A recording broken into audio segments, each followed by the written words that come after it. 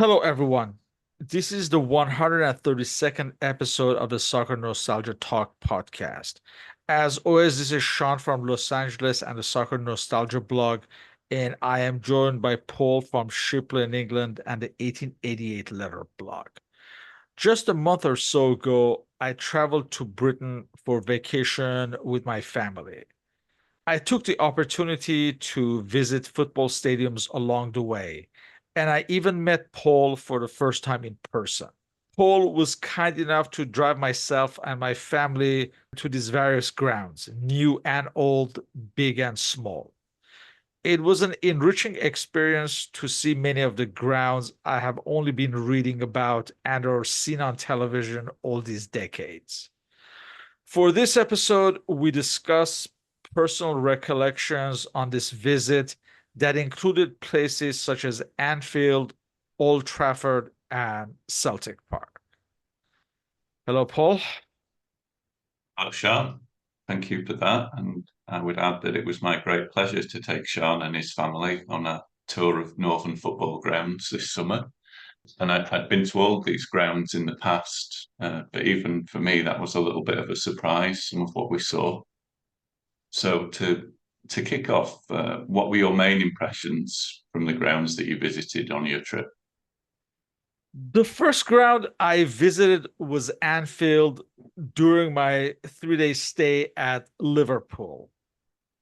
I would have settled with the club museum, but per rules, you had to go on a stadium tour along with the museum visit. You could not pick and choose. Starting with the tour itself, the tour guide would go through the history of the club and all the European trophies, etc. Obviously, this is part of the tour that people like you and me, we know all the dates and all the key players. Therefore, it was repetitious for someone like me. I didn't really get anything out of it that I already didn't know. But I did like to see, the dressing rooms, the team restaurant, the media room, etc. And at the end, we got to go to the stands, and you can imagine for a team of standing and status of Liverpool, the facilities, the ground are in fine conditions. And we also went near the touch line, not on the grass, but just near the touch line to see a better view of the stadium. Obviously, it's all very beautiful. But obviously, for someone like me, it's the club museum that appealed to me the most. So you go through, you see all the kits, all the 70s glory years, the European club trophies. I also saw a copy of the Fresh magazine owns. It's like a pull-out section for the 1977 final that I already have at home. So that was nice to see. There was emphasis to highlight the history and tradition of the club that I liked. Outside of the stadium, there were statues of Bill Shankly. There's a statue of that famous picture with Bob Paisley carrying Emlyn Hughes on his shoulders. I'm sure most people have seen that photograph. So there was a statue of that. There are murals of Jurgen Klopp. After that, we went to the club store. It was 2 floors and a cafe inside on the top floor. There was, as you would expect, not only kids, but replica kids, pajamas, clothing for children of any age, even toddlers, dolls of players, Liverpool themed Monopoly games, and on and on and on. You witness the big business aspect of the game and get a glimpse of how the clubs are able to sign players and pay for their salaries, at least partially.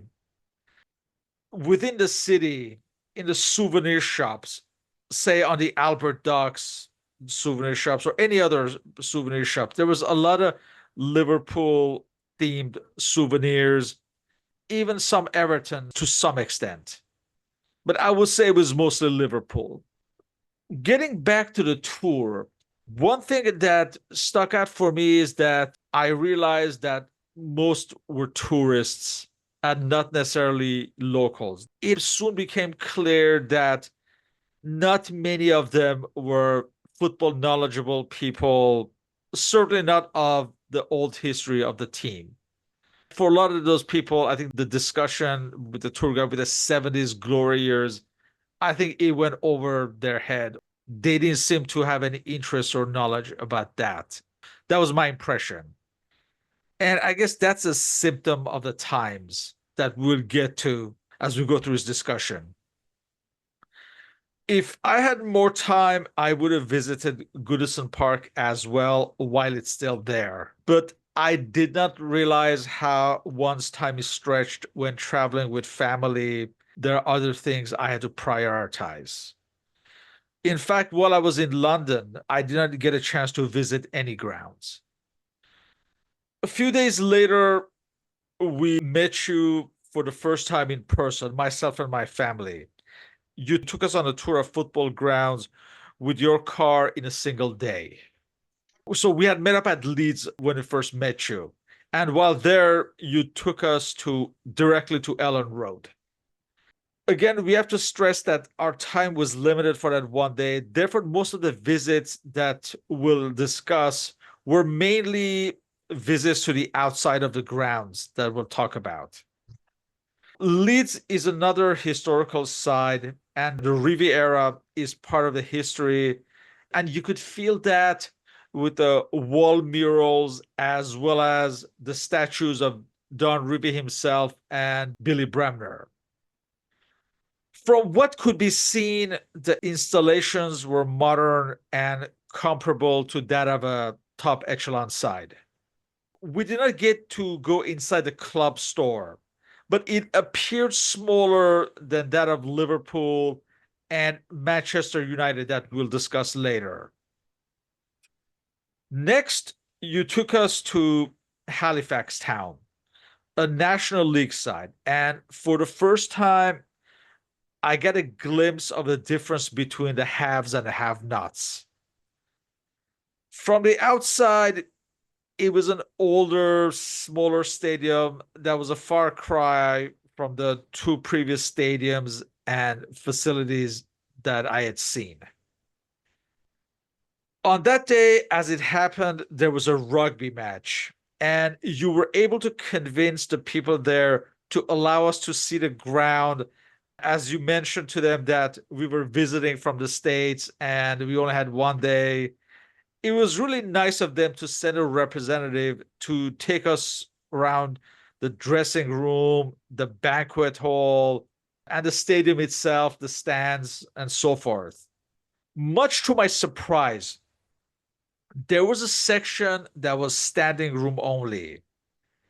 And somehow in my mind, I always believed that after the Taylor report, all the stadiums had to be all sitters. And I remember I posed you that question. If you'd be so kind, if you could explain to anyone listening why Halifax Town was exempt from this. I think when the Taylor report was initially implemented, it was to remove all the standing areas from the top two divisions. Halifax at the time, I'm fairly sure, were in the bottom division. And I think by the time that had requirement for all seaters had reached bottom division, Halifax had actually dropped out of the league. So I think that they've always been exempt from that. And I did actually go to a game there earlier this year and can confirm that those terraces are still in use, and hoping to go to another game this season. So I'll try and get some evidence for you, some photos. But yeah, there are still some grounds, and I think there may even be some in the bottom division of teams that have been promoted into the league whilst they were exempt from the all-seater requirement. So they are still around. They're rare these days, and I was glad that we could see that because that was the only ground we went to that still got the traditional terracing.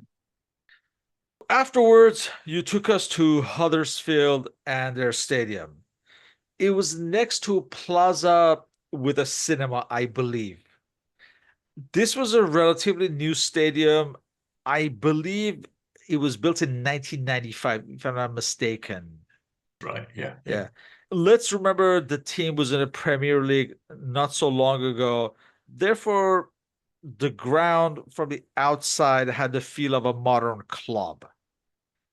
Given its location, it was hard to go around the stadium. We were limited to the front of the stadium. In addition, we looked at the club store, and again, it was smaller than those of the bigger clubs. But admittedly, we didn't get a chance to actually go inside, but it did look smaller. There was photographs of Herbert Chapman and a young Dennis Law on the glasses for that club store. After that, you took us to Oldham Athletic. For anyone who might not know, this is your favorite team that you watched growing up and followed from your younger days. Fans our age will remember Oldham from the early 90s in the early seasons of the Premier League era. And in fact, we did a podcast on this. I was sad to see the state of the stadium of a team that, as I mentioned, was in the elite not so long ago. I mean, we're not talking about 100 years ago. It was within our lifetime when they were in the top division. The building and the installations seemed very old and in need of repair. Again, it was just like Halifax. You get to see the difference in installations between the elite and the smaller teams. Coincidentally, there was another rugby match that day as well. Although this time we did not get to have access to the pitch, though we could see as we made our way around the stadium, we got to the front of the stadium, the entrances. We also did go to the club store, and as you would expect it, in terms of size, it was just a fraction of what Liverpool and Manchester United stores were. It was like in a small corner. Our final stop on that day was at Manchester at Old Trafford. It was by far the biggest stadium that we saw and the most modern. Everything was bigger in scope and newer. There were statues of the Holy Trinity, that of Sir Matt Busby, and of course, that of Sir Alex Ferguson. There were reminders of the 1958 Munich tragedy. There were also photographs of the glory years through the decades on the walls leading up to the car park, if I'm not mistaken. Then we went inside the club megastore. Again, it was comparable to that of Liverpool in scope. Again, with kits, replica kits, t-shirts, you name it, even hair dryers. Just like Liverpool, it seemed like the people there were mainly tourists again. And once again, you get a glimpse of the big business aspect of football. After that, myself and my family, we traveled to Glasgow. And we had two more stops in Scotland. First, we went to Hampton Park. In its size, it looked even bigger than Old Trafford. I was able to visit the football museum inside the stadium. Again, there are the old kids, memorabilia. There was even a recreation of the famous Archie Gemmill goal during the 1978 World Cup with life-size dummies. All photographs and old kits, you name it, Aberdeen glory years, Dundee United glory years, kids from the 1950s internationals. It was nice to see for a football history fan like myself. Inside the museum, there was also a section for research. As I went there, I saw that it contained many old books, old football books that I actually own myself. There were the annuals, Rothman annuals, etc. I had a nice chat with the gentleman running that section, as well as an 18-year-old young woman who I believe was his assistant. And we discussed football history, my collection of books and magazines. They both could not have been nicer. We had good discussion on general football history. On my last day in Scotland, I visited Celtic Park. Incidentally, they have no museum, but they have a stadium tour. But I myself, I just went around this ground. There's many statues that of Brother Wilfrid, Jock Stein, Jimmy Johnson, Billy McNeil holding the 1967 Champions Cup. Naturally, this 1967 triumph is at the heart of it all when you visit the ground. Afterwards, I went to the club store. It's smaller than Liverpool and Manchester United, but I did notice in the city of Glasgow and even in the airport, you did have Celtic and Rangers stores scattered here and there. As we were driving away from the Celtic Park, I started talking in football with a taxi driver who I think was a Rangers fan. And he mentioned if I want to check out Ibrox as well, but unfortunately, we did not have the time on our schedule on that day. Yeah, you certainly managed to fit plenty into your trip and have a family holiday as well. So that's quite impressive. So in terms of this visit, it was your first visit to the UK as well. That's right, isn't it? Yes, yes. Yeah. So as and obviously as a huge football fan, what were your expectations from afar, and how did actually seeing the stadiums and the areas around them compare to what you maybe had in mind from a distance? As you said, all my life I have seen the stadiums from afar on television. I have not grown up in this type of environment where football is part of the daily life, as I've always been generally an ocean away. Obviously, you get a different type of appreciation for it from up close. Also, what's important is what's around the ground, the statues, the stores, the people, the murals, just the general vibe, the life around the stadium. So all those are important aspects that I was very fortunate to see from up close. Yeah, it certainly gives you a feel for that. And leading on from it, the northern towns and cities are essentially where professional football developed. Did you get a sense of how that environment shaped the game and its early history? In a way, yes. Obviously, after a 2 week visit, I can't assess the history and the sociology of a region. I do remember location wise, say Halifax and Oldham seem to be in economically challenged areas. Though I'm just going by watching it from the outside after a single visit. I'm not an expert by any means. Are the fortunes of a club directly related to the economics of a region or vice versa? Is a question that I can't really answer. I'm wondering what you think, having lived there all your life. Yeah, I think, as I say, it was very interesting to me. A lot of those grounds I hadn't been to for a long time. And sort of seeing them afresh gives you, when you can actually see, as you say, in places like Oldham and Halifax, but even at Old Trafford, you can see some of the industrial landscape. You can see the factories and the mills and the docks. And you can also see that those grounds are, and even Anfield, I believe, they're surrounded by terraced housing. They're not out of town complexes. They grew up within the cities, and the people that worked in those docks and factories and mills were, the early bedrock of football support and how the game grew in those industrial places. And I think maybe in another 10, 20 years, it may be more difficult to see that as clearly as we did.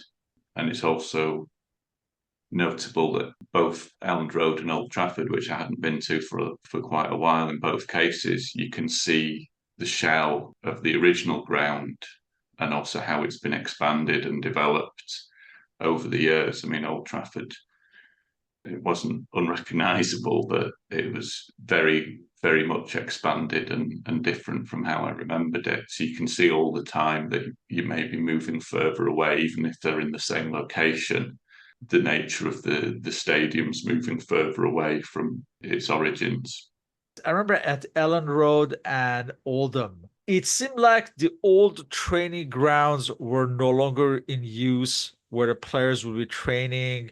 It looked like, especially the Oldham one, it looked like it had been abandoned. Is that just a symptom of the times where there's really not that access you would imagine with the fans and the players that there once was? Where I imagine in the old days, fans would have stood outside the training grounds and maybe watched the training or had better access to the players to get autographs or things as such.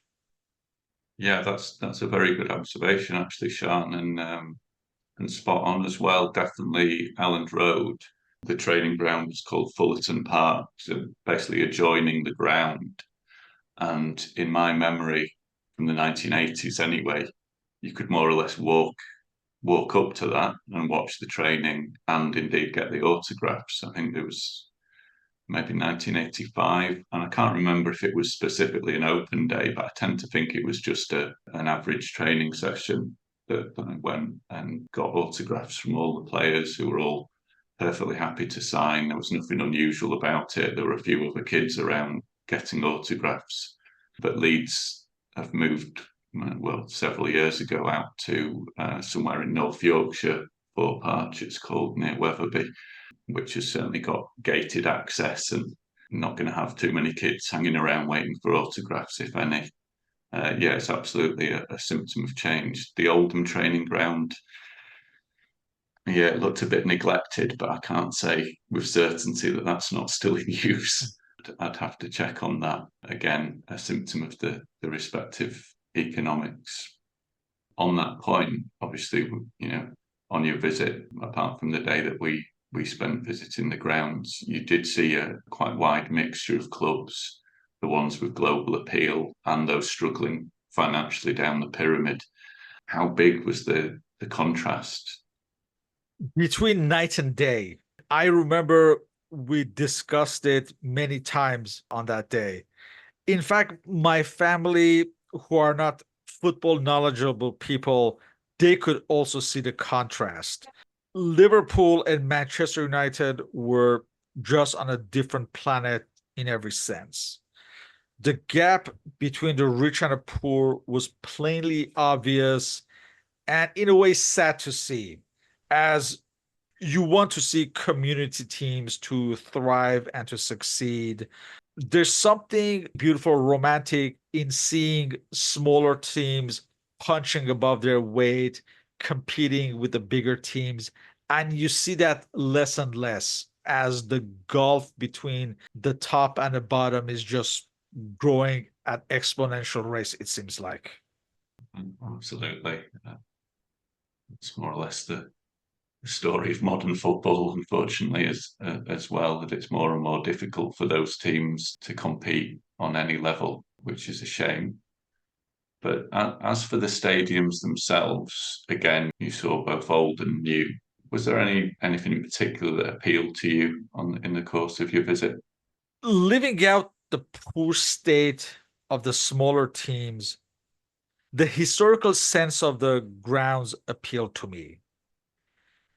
Halifax was appealing despite its size, and I really enjoyed walking around the pitch, and I could only imagine how it would feel on a match day. Again, this is a culture that unfortunately I wish I could have experienced growing up. There definitely, and even going back to Liverpool, the bigger teams, there definitely is that expectation to keep that history alive. Like I said, despite their best efforts, maybe newer fans, even those from the overseas, they may not appreciate it as much as football historians, but it seems like at least the teams definitely want to get that point across. Is that something that you think has been a constant from the time you were growing up, or is just some teams do it, some teams don't?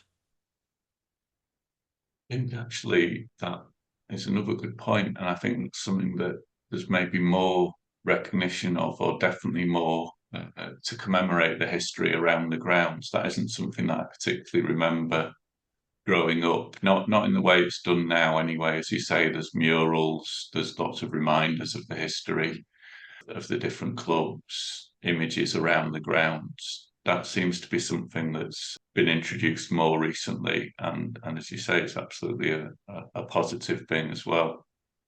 I think on the tour that we went on specifically, it's a shame that, well, from my point of view, possibly from yours, that Huddersfield's old ground, Leeds Road, and of course Manchester City's old ground, Main Road, are no longer with us, because they had a fantastic atmosphere, vast old terraces, and especially Main Road. It was really rooted in the heart of the city. You went through terraced streets, streets of terraced housing to actually reach the ground.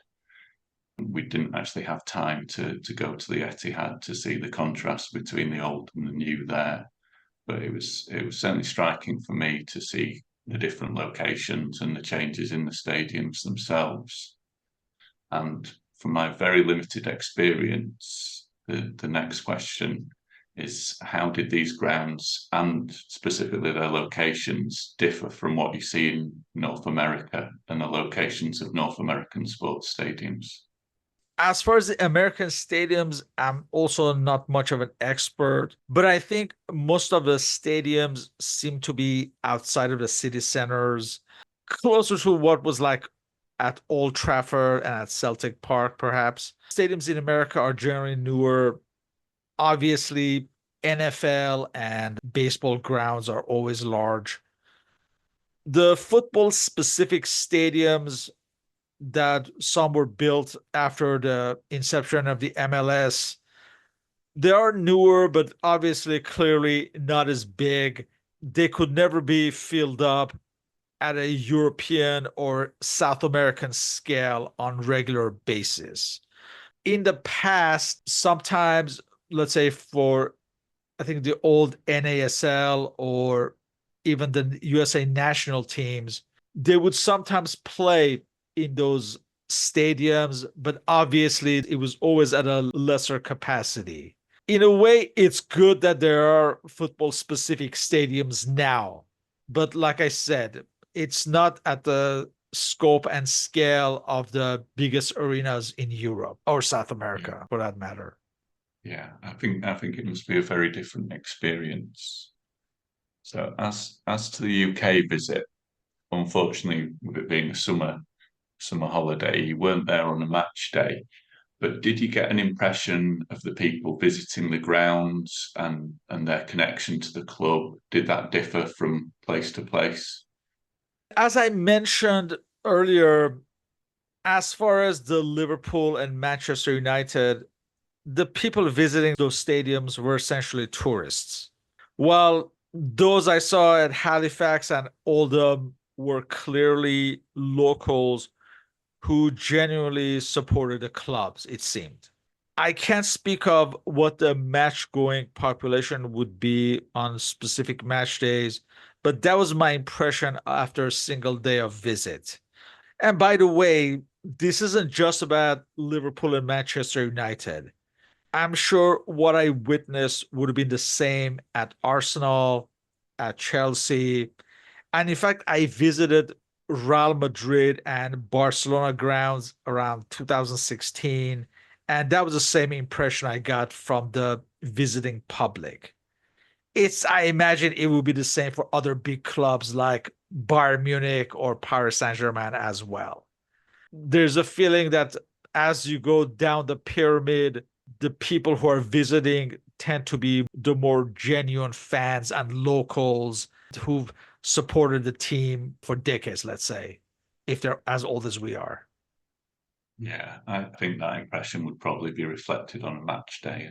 And maybe one day you'll get to return and attend some matches as well. Yeah, we can always dream. I think I should, yeah, absolutely.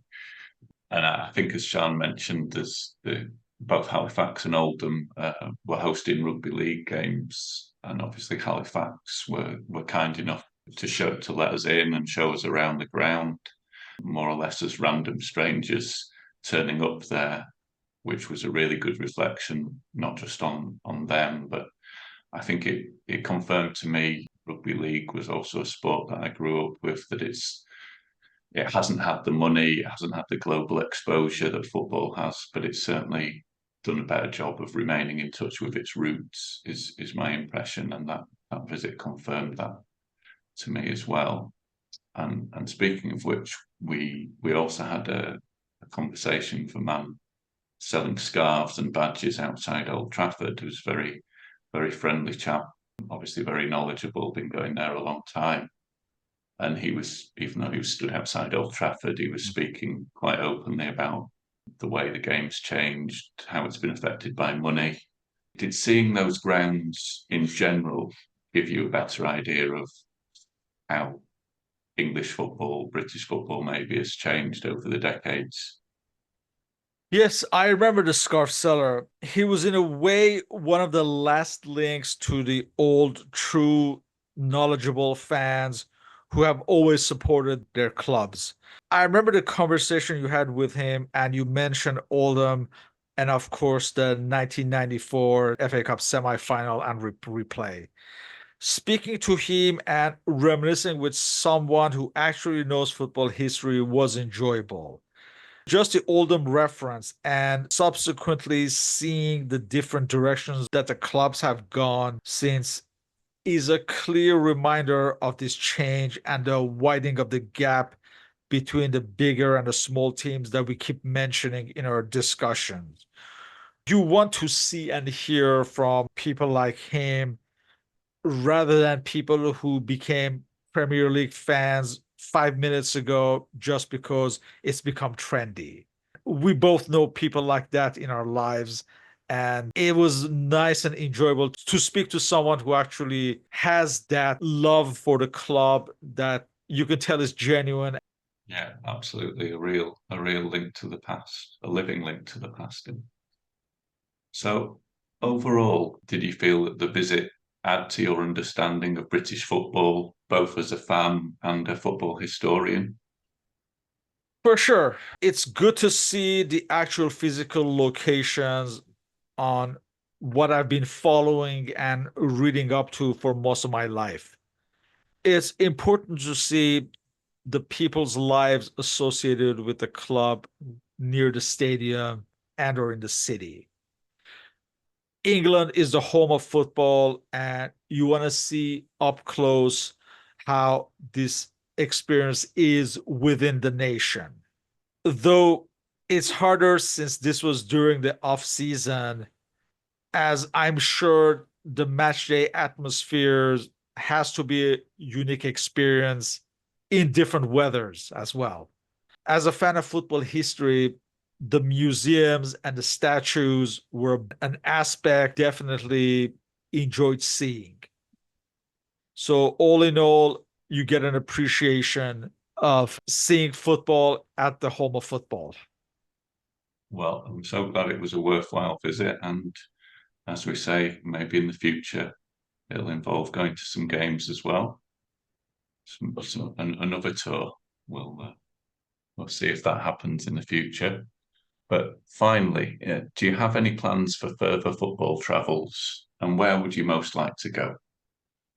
That's a good question. I had not thought of it. I visited Italy more than a decade ago, but with two small children at the time, going to football stadiums was not really feasible at that time. So that might be a future destination as far as the football grounds. I've always wanted to see the Portuguese stadiums of Benfica, Porto, and Sporting, as well as the Dutch stadiums for Ajax, Feyenoord, and PSV Eindhoven, among others. We'll see what the future holds. I want to take the opportunity to thank you once again personally for the time and effort you took on that one day driving us around to visit all these stadiums. I can't thank you enough. These are memories that me and my family will always remember. Thank you, Sean. Really, it was my pleasure. Thank you. With that, As always, feel free to leave questions and comments.